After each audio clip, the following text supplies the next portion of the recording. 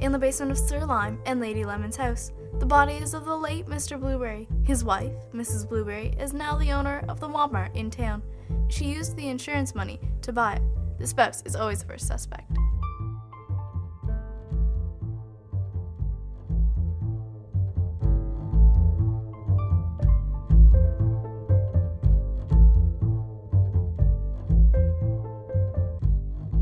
Why would I want to kill my own husband? We had been happily married for 7 months. I only took out life insurance because I care so much about his health and safety. I loved my husband. I never want to hurt him. I do remember Sir Lime and Lady Lemon saying they wanted to hurt him.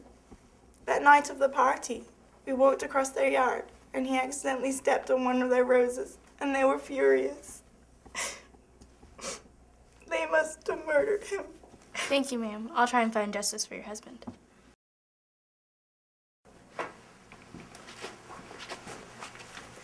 Excuse me. Just what do you think you're doing here unannounced and uninvited? Calm down, Lawrence. You don't have to be angry. You're right. You know me and my temper. I never can control myself like that, can I?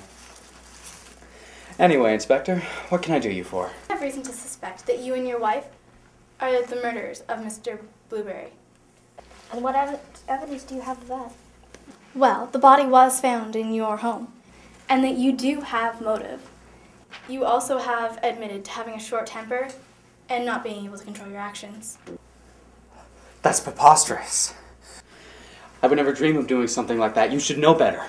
He's telling the truth. I remember the day like it was yesterday. I remember that Sir Lime and I were serving snacks at the party, and everyone was having a wonderful time and enjoying each other's company.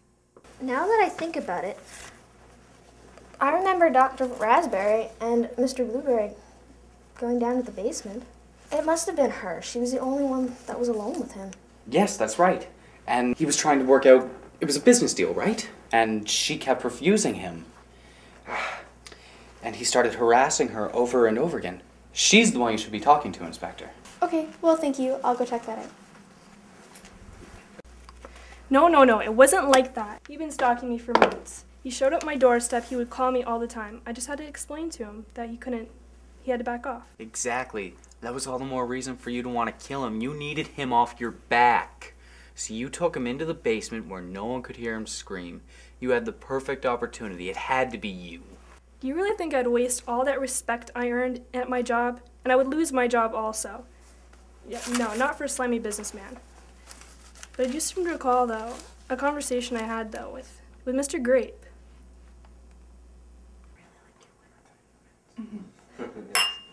Ah, Mrs. Raspberry. It's Dr. Raspberry. Oh, sorry, didn't mean any disrespect.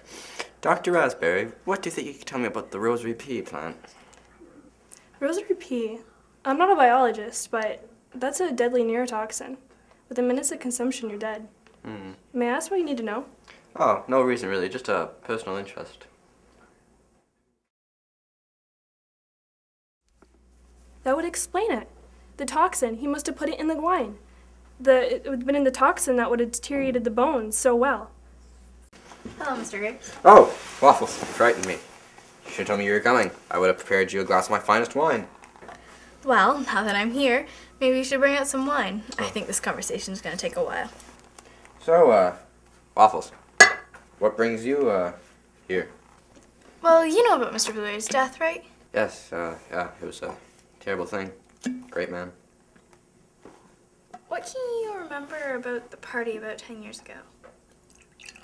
Well, other than it was a very good party, not much. I'm sorry, Waffles, it was a long time ago. If my memory serves me correct, you were the one that brought the wine to the party, right? Yes, it was.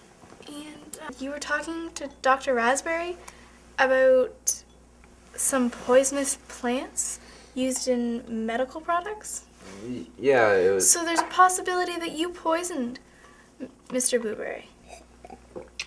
Hold on a minute. I had nothing to do with the sort. Well, I talked to Dr. Raspberry, and she said that you were asking about these poisonous plants. let me finish. After bringing the wine to the party, I went to Dr. Raspberry and I wanted to ask her about the rosary pea because you can make one of the most fabulous wines out of this plant. But it's still a poisonous plant. Therefore, you still could have killed Mr. Blueberry. First of all, I wasn't able to get that plant till 5 years later. And second of all, if the plant would have been poisonous during the winemaking process, I wouldn't have offered it to you in the first place.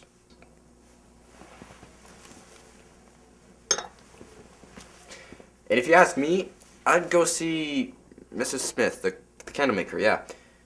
If my memory serves me correctly, she was making a new type of candle. One with a wick, a special wick, and a certain type of wax that lets off a fume that can be very deadly and suffocating. Sorry, Grapes. Didn't know the plant was for the wine. And thanks for the advice on Mrs. Smith. I'll go check that out. My pleasure. Miss Smith, I have reason to suspect that you're Mr. Blueberry's killer. The candles that you supplied, they have a new wick to them. Yes? Is there something wrong with my product? Are you suspecting me for murder? They have an unfamiliar scent to them. Maybe a deathly scent? That's impossible. I test all my candles before I supply them. If there was a deathly scent, I would be dead too. Just the night before I was checking the candles. The only way I can do that is by burning a candle as a test, just to make sure that they will burn correctly. That rules out that idea. Who do you suspect to be the killer? Mr. Grape. I mean, he was the one that brought the wine, and he told Mr. Blueberry to test it first.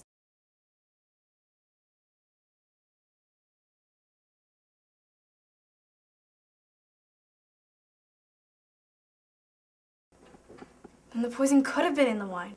Thanks for your time. I've gathered you all here because I figured out who killed Mr. Blueberry. It couldn't have been Mrs. Blueberry because they were newly married and still madly in love. It was not Sir Lime and Lady Lemon because they were too busy hosting the party. It was also not Dr. Raspberry because even though they had a heated argument, she just wanted him to stop following her around about the business deal.